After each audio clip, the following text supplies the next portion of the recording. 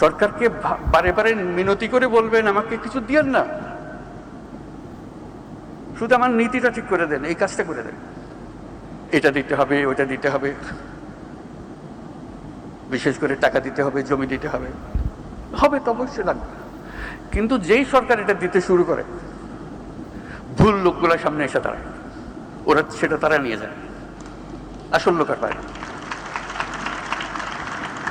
আমার সুনির্বন্ধ অনুরোধ, সরকার থেকে কিছু চাই না, আসল লোক পাবে না কোনোদিন। বোমা লোকের কাছে যাবে, বোমা লোক আরো চাইবে, আপনার নাম দিয়ে আরো চাইবে, এবং সে আরো পাবে, যেহেতু তার শক্তি বেড়েছে এখন। সরকারকে বারে বারে মিনতি করে বলবেন আমাকে কিছু দিয়েন না, শুধু আমার নীতিটা ঠিক করে দেন, এই কাজটা করে দেন, বাকিটা আমরা সামাল দেব। তাহলে আমাদের বাঁচা, তাহলে আমাদের বাঁচা হয়। যেই সরকারের কাছ থেকে কিছু চাইতে আসে তাকে সন্দেহের চোখে দেখবেন, তাহলে জিনিসটা টের পাবেন। এই যে আমরা মন্ত্রণালয়ের কথা বলছি, আজকে অনেক কথা হলো, এই মন্ত্রণালয় একটা প্রতীক, পুরো সরকার হলো আরো বৃহত্তর সংগঠন। প্রযুক্তির গতি এত দ্রুত,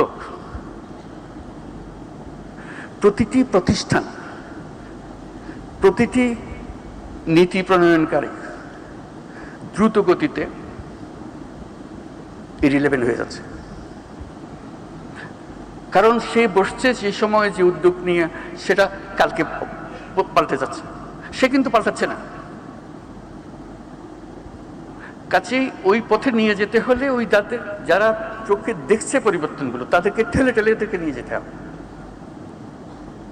একই কাজে আমি নিজের মতো করে বলি, এটা কেউ হয়তো সিরিয়াসলি নেয় না, আমি বলছি সরকারি কর্মচারী 5 বছরের বেশি সরকারে থাকা ঠিক না। কেন হতে তার মন একটা কাঠামোর মধ্যে ফিক্স হয়ে গেছে, এর থেকে বেরোতে পারেন সে। আবার নতুন লোক যারা বাইরের থেকে দেখতেছে তাদেরকে নিয়ে আসতে হবে। এটা বিশেষভাবে প্রযোজ্য এই প্রযুক্তি মন্ত্রণালয়ের। প্রযুক্তি মন্ত্রণালয়ে যদি এমন লোক আসে যে প্রযুক্তি সম্বন্ধে বোঝাপড়া হয়েছিল 30 বছর আগে, 30 বছরের ছাড় দুনিয়া পাল্টে যায়, তাকে ওই যেটা দিয়েছে সেটাই তার দোষ না, যেটা অনুভব করার সুযোগ পায় না। কাজে যে অনুভব করছে সে যেন আসতে পারে। প্রতিনিয়ত পরিবর্তন, প্রতিনিয়ত পরিবর্তন। নীতিতে আসো, নীতি ঠিক করো, নীতি বাস্তবায়ন করো, যেটা মানুষের কাছ থেকে আসবে সেটাকে দিয়ে দাও। কাজে সেই জিনিসটার দিকে প্রযুক্তি এত দ্রুত, ওই যে বললাম মেয়ের চাইতে ছেলে মেয়ের চাইতে বাবা মা অবসলিট হয়ে যাচ্ছে, ইরিলেভেন্ট হয়েছে, দাদা দাদি আরো ইরিলেভেন্ট হয়ে যাচ্ছে। সরকারের কথা চিন্তা করে, সরকার কত ইরিলেভেন্ট হয়ে যাচ্ছে, হাসি পায়। পুরনো বস্তা ঘাইটা সে নিয়ম নীতি নিয়ে আসে, এটার উপরে সংশোধন করতে হবে, মূলটা পাল্টায় না। ওই যে ব্রিটিশ সরকার ধরিয়ে দিয়ে গেছে যে নীতি, ওই নীতির উপরে সব সংশোধন হইতেছে। আরে ভাই, ওটা তো মূল জিনিস রেখেছে গোলমাল, নতুন করে বানাতে অসুবিধাটা কি? সেই পরিবর্তনে কেউ জানে, সব ঠেকার কাজ। আমার ঠেকাটা সামাল দিতে হলো, আমার প্রমোশন হবে, আমি অন্য জায়গাতে চলে যাব। রাজনীতিবিদও তাই, আমার মেয়াদটা কাটিয়ে দিয়ে আমি আবার পুনর্নির্বাচিত হলো। এই হলো ব্যাপার। আমরা প্রতিষ্ঠান বানাই, প্রতিষ্ঠান এই যে একটা বানিয়ে দিয়েছে ওটাভাবে চলতেছে। আমার তো মনে হয় প্রতিটি প্রতিষ্ঠান 10 বছর পরে পরে আবার নতুন করে বানাতে, একদম গোড়ার থেকে বানাতে হবে। কারণ এর মধ্যে পৃথিবী পাল্টে গেছে, নিয়মকানুন পাল্টে গেছে, তার লক্ষ্য পাল্টে গেছে।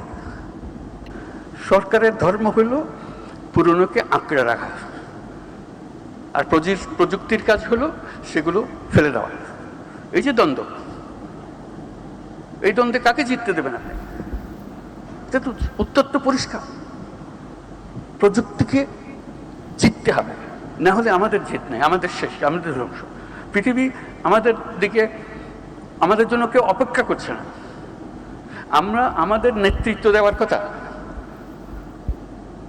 আমরা এখন ফলোয়ার সাব ফলোয়ার হয়ে বসে আছে দূরে দূরে দূরে। তার ফলে হলো কি, আমরা প্রযুক্তি বুঝি কিন্তু কোনো জায়গা পাচ্ছি না।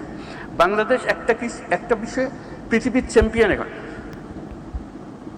আপনাদের সবার জানা আছে হয়তো, তবু আমি আবার বলবো, পৃথিবীর চ্যাম্পিয়ন কিসে? জালিয়াতি। সব জিনিস জাল। বহু দেশ আমাদের পাসপোর্ট গ্রহণ করে না, ভিসা জাল, পাসপোর্ট জাল। আপনারা নিশ্চয় পত্রিকায় দেখেছেন আমেরিকান ভিসা জাল। এটা একটা জালিয়াতের কারখানা বানিয়েছে আমরা। আমাদের বুদ্ধি আছে, না হলে জালিয়াত করতে পারতাম না, কিন্তু খারাপ কাজে লাগাচ্ছে।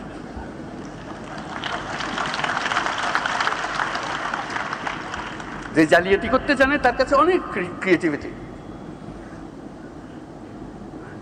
আমি মধ্যপ্রাচ্যের একটা রাষ্ট্রের মন্ত্রীর সঙ্গে আলাপ করছিলাম। তারা বহুদিন ধরে আমাদেরকে প্রবেশাধিকার দিচ্ছে না।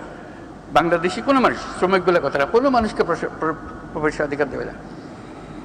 এমনকি আমি যেটা তাদেরকে বোঝানোর চেষ্টা করার জন্য সর্বনিম্ন, আমাদের যে মেরিনার, যারা জাহাজ চালায় দুনিয়াতে, should be proud of them. They are leading the industry. যে তারা জাহাজ চালায় দুনিয়ার, তারা এক বন্দর থেকে আরেক বন্দর।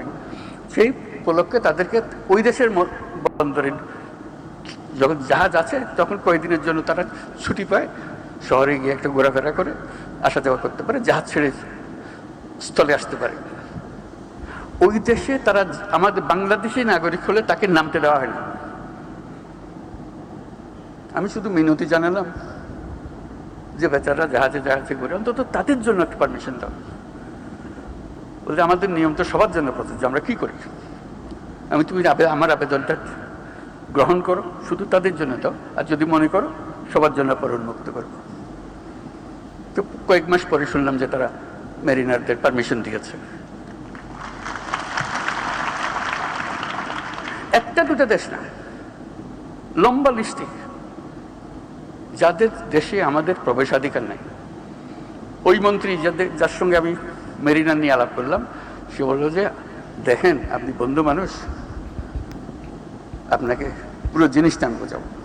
আমি বোঝাবো বলতে আমি নিজে গেছি এই যখন তারা আসে দেখার জন্য যে বাংলাদেশিরা রিজেক্টেড হয়ে যাচ্ছে কেন।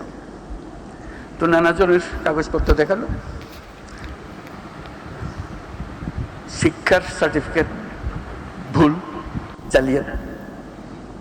বলছে একজন মহিলা, সে আসছে এখানে ডাক্তার হয়ে, তার ভিসা হলো ডাক্তারের ভিসা।